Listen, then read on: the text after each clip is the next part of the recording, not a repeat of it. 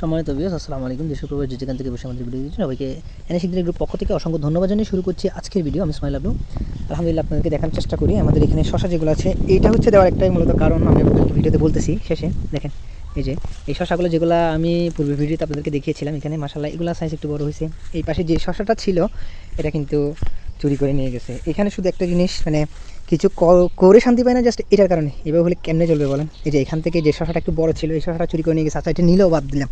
এখানে হচ্ছে এই সাইজের একটা শশা ছিল, এই সাইজের এই যে ছোটো সাইজের ওইখানে ছিল, ওই মাথায় ছিল। আমি আপনাদের দেখানোর চেষ্টা করি। এইটা ছোট্ট একটা শশা, এটাও কিন্তু ছিঁড়ে নিয়ে গেছে। জাস্ট এদিক দিয়ে এসে এই যে দেখেন এই কণাকুনি এসে একদম এটা যখন মাথার উপর পড়ছে এটাও ছিঁড়ছে, প্লাস এখান থেকে যেটা আছে ওইটাও ছিঁড়ে নিয়ে গেছে। এখানে আরও অল্প কিছু শশার আছে। তো এইভাবে হলে কেমনে চলবে বলেন? মানে সবগুলো যদি এখান থেকে চুরি করে নিয়ে যায় বা গাছের পাতা পর্যন্ত এখান থেকে চুরি করে নিয়ে যায়, এমন একটা অবস্থা। মানে এদের কি আসলে কোনো নাই, বুঝলাম না জিনিসটা। তো আমি শশাগুলো ছিনিয়ে নিয়ে যাবো এগুলা। এই যে দেখেন বিসমিল্লাহ, প্রথমবার যে শশাটা ধরছে ওইটা কিন্তু চুরি করে নিয়ে গেছে। এটা একটু স্পট আছে। এই যে আলহামদুলিল্লাহ এগুলো কিন্তু আছে। তো এখান থেকেও দেখি কয়েকটা ছেঁড়া যায় কিনা।